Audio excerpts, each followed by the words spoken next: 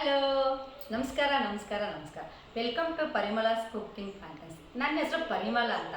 ನಾನು ಕುಕ್ಕಿಂಗಲ್ಲಿ ಇವಾಗಿಂದ ಸ್ಟಾರ್ಟ್ ಮಾಡಿದ್ದೀನಿ. ಫಸ್ಟ್ ವಿಡಿಯೋ ನಿಮಗೆ ತೋರಿಸ್ಕೊಡ್ಬೇಕಂತ ಇವತ್ತು ನಾನು ಇಚ್ಛೆ ಮಾಡಿದ್ದೀನಿ. ಚೆನ್ನೈ ಸ್ಪೆಷಲ್ ಮ್ಯಾಂಗೋ ಸ್ವೀಟ್ ಅಂತ, ಮ್ಯಾಂಗೋ ಪಚ್ಚಡಿ ಅಂತ ಹೇಳ್ತಾರೆ ಅದನ್ನು. ಸೊ ನಿಮ್ಗೆ ತೋರಿಸ್ಕೊಡ್ತೀನಿ ಹೇಗೆ ಅಂತ. ಬನ್ನಿ ವಿಡಿಯೋ ಒಳಗಡೆ ಹೋಗೋಣ.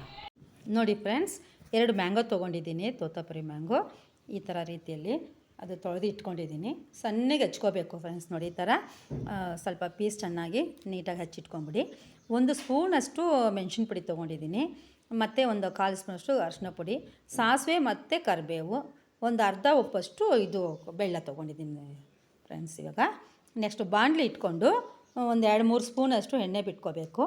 ಅದು ಸ್ವಲ್ಪ ಕಾದ್ಮೇಲಿಂದ ಕರಿಬೇವು ಸಾಸಿವೆನೂ ಅದರೊಳಗಡೆ ಹಾಕಿ ಒಂದು ಸ್ವಲ್ಪ ಅದು ಫ್ರೈ ಆಗಬೇಕು, ಚಿಟಪಟ ಅನ್ಬೇಕದು.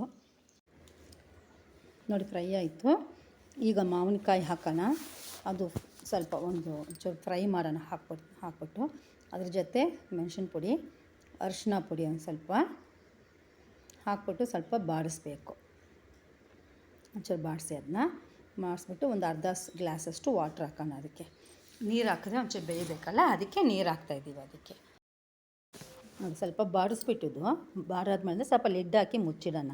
ಒಂಚೂರು ಸ್ವಲ್ಪ ಬೇಯಬೇಕು. ಅದು ಬೆಂದರೆ ಮಾವಿನಕಾಯಿ ಸ್ವಲ್ಪ ಚೆನ್ನಾಗಿರ್ತದೆ ತಿನ್ನೋದಕ್ಕೆ. ಬೆಂದಿದೆ ನೋಡಿ ಚೆನ್ನಾಗಿ. ಈಗ ಬೆಲ್ಲ ಒಂಚೂರು ಅದಕ್ಕೆ ಆ್ಯಡ್ ಮಾಡೋಣ.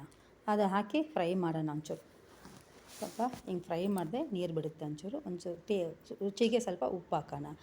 ಹಾಕ್ಬಿಟ್ಟು ನೋಡಿ ಲಿಡ್ ಹಾಕಿ ಮುಚ್ಚಿಡೋಣ. ಅದು ಸ್ವಲ್ಪ ಚೆನ್ನಾಗಿ ಇದಾಗುತ್ತೆ, ಗ್ರೇವಿ ಥರ ಆಗುತ್ತೆ. ನೋಡಿ ಈ ಥರ ಬಂದಿದೆ. ಇದನ್ನು ತುಂಬ ಟೇಸ್ಟಾಗಿರ್ತದೆ ಫ್ರೆಂಡ್ಸ್. ಇದು ತಿನ್ನೋದಕ್ಕೆ ಹಾಗೇನೂ ತಿನ್ಬೋದು, ಮತ್ತು ನಾವು ಸಾಂಬಾರು ರೈಸಿಗೇನು ಸ್ವಲ್ಪ ಇದು ಇಟ್ಕೊಂಡು ತಿನ್ಕೋಬೋದು. ಇದನ್ನು ಹಾಗೆ ತಿನ್ನೋಕ್ಕೂ ಚೆನ್ನಾಗಿರ್ತದೆ. ನೋಡೋಕ್ಕೆ ನೋಡಿ ಎಷ್ಟು ಚೆನ್ನಾಗಿ ಕಾಣಿಸ್ತಾ ಇದೆ.